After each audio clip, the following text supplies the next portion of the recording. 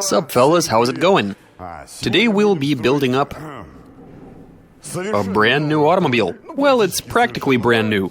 We've actually been pondering the idea of doing this build for quite some time now. Also, we've gotten a lot of requests to convert a car like this one to an all-wheel drive setup. And that's exactly what we're doing today. Anyway, we already have a lot of Samara. You might recall that we welded the diff on this one. Both wheels are constantly spinning at the same speed, and that's a great thing. So yeah, based on this car right here, we'll be putting together something with four-wheel drive. We reckon it should be able to crawl over some crazy terrain, overcome some serious obstacles, plow right through the deep snow, and what else you got? Okay, it's time to kick this one off. I say we get to work immediately. Let's do this.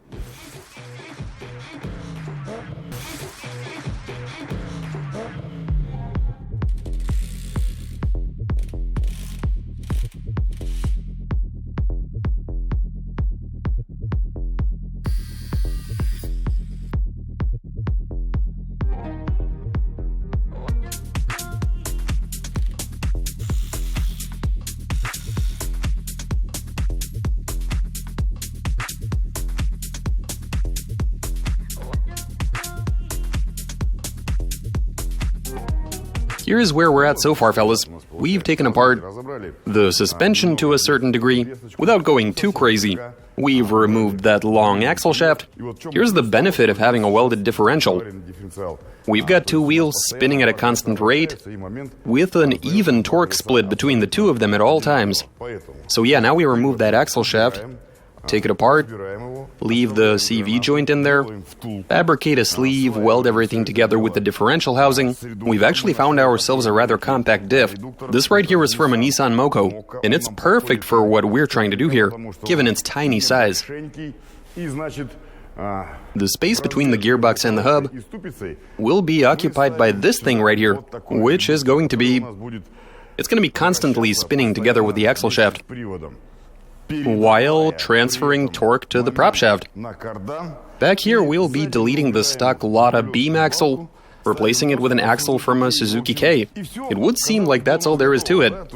We'll take the diff apart and weld up the internals, which will give us a full-time four-wheel drive setup, meaning all four wheels will be constantly rotating, allowing the car to carry itself over some seriously gnarly terrain. So hopefully you guys get the picture. Now it's time to piece it all together and go for a test drive.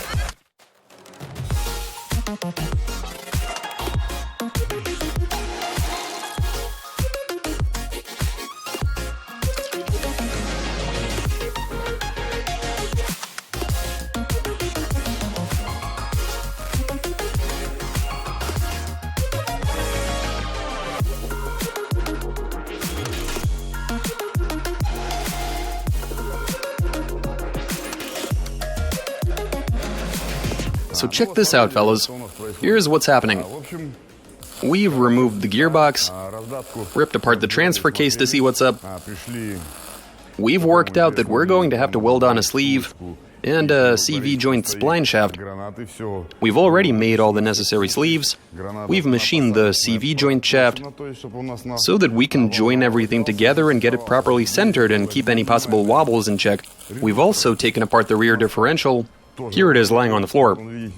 We'll be welding it up the same way you would any other rear diff to make this into a full-time four-wheel drive system. So while all of this is happening, let's go check out what we've done with the rear axle. Okay, so here's what we've done back here so far. First off, We removed the fuel tank. We also had to cut out the floor pan, being that it was in the way. We found a pretty simple way to integrate this rear axle. Turns out the track width is about the same as on the standard Lada beam axle. The difference between the two is no more than 30 mil. Nothing serious, really. We'll just install a couple of spacers to get the track width back to baseline. We decided to keep the factory Lada struts in place. It's a good thing that these struts, the control arms, the axle beam had some spacers, which tells us that the car has been lifted in the past. All we had to do was detach these spacers from the beam and weld them onto this here axle, as you can plainly see. We also had to cut these Suzuki trailing arms in half in order to lengthen them a bit before attaching them at the stock mounting points. We should definitely install a panhard rod. We've got the necessary mounting points, though we're all a bit worried about the right side frame rail. It really isn't looking that good. It's definitely seen better days. I guess we'll just relocate the bolt to the right side and weld that panhard rod, weld the bracket for the panhard rod to the left side frame rail. The most critical issue would probably be securing the transfer case to the long axle shaft. The transfer case has to be... It'll basically be a single unit with the entire powertrain. In other words, the engine, gearbox, and transfer case, it's all basically going to be one single component. After that, we get to installing the prop shaft, and then... Yeah, I'd say that's about it. That's where we test to see if it moves. Let's do this.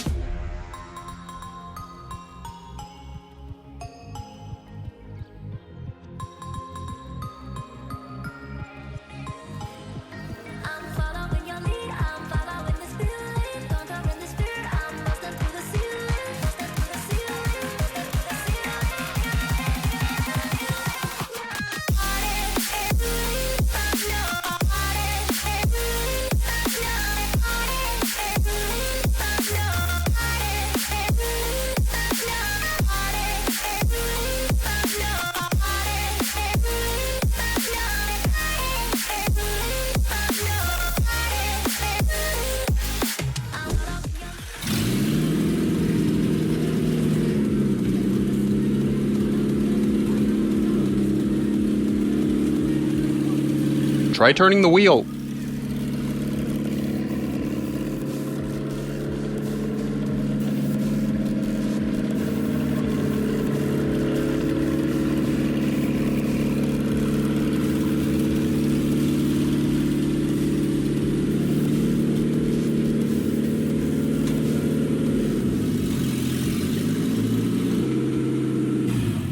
Right, guys, here's the progress we've made so far. It's all looking pretty good. The transfer case is sitting right next to the gearbox, just as we intended. We've welded all the necessary supports. We placed it on the same side as that long axle shaft. Let's not forget that we welded the differential. So the front wheels rotate at the same rate, but now notice how... Now the rear wheels are also spinning together with the fronts. The car is now running a full-time four-wheel drive system. The output shaft on the transfer case is connected to a prop shaft, which goes all the way back here via center bearing until it reaches the rear axle, where we've got another welded diff. Which is why I'm so confident calling this a full-time system. So we've got all four wheels.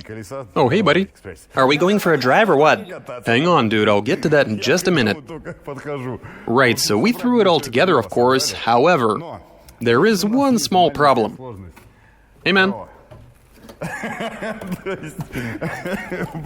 You see, this car is rusted to the core. It's literally riddled with holes. We had to remove most of the carpet in order to do some welding without the car catching fire.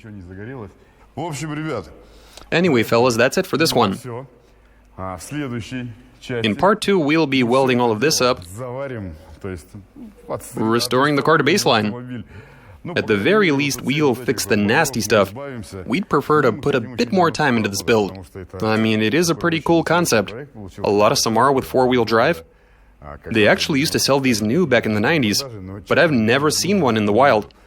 Our only option was to make one of our own. Anyway, next time we will be driving this thing, I promise. Through the snow. We'll see how this thing behaves on the road. You do remember what happened when we welded the front diff, right? The steering became very touchy, and God knows what it's going to do in its current form. Anyway, I'll save the rest for part 2 of this series. But for now, that's a wrap. You guys watch us, subscribe, send in those comments and suggestions, give us a big thumbs up. Alright, catch you later. I see you found yourself a hiding place. I just want to go for a drive. Where exactly do you want to go? I don't know, any ideas? We're not going anywhere yet. Wait, you want to go fishing? Yeah, sure. You know what? Do you have an auger? I'll find something. Can you sort that? Is yours manual or gas-powered? This would actually work well for fishing. Why is my hole so tiny? And right underneath the dashboard? I reckon it'd be super convenient to just do everything right from your seat. Just make sure you can see the bobber, and that's all that matters. You can definitely fit a perch through here. But if I were to take things up a notch, now we're good to go after some bream. Perfect. Just what we need if we're looking to catch some bream. Maybe even some pike. Stop mutilating the car. Let's go.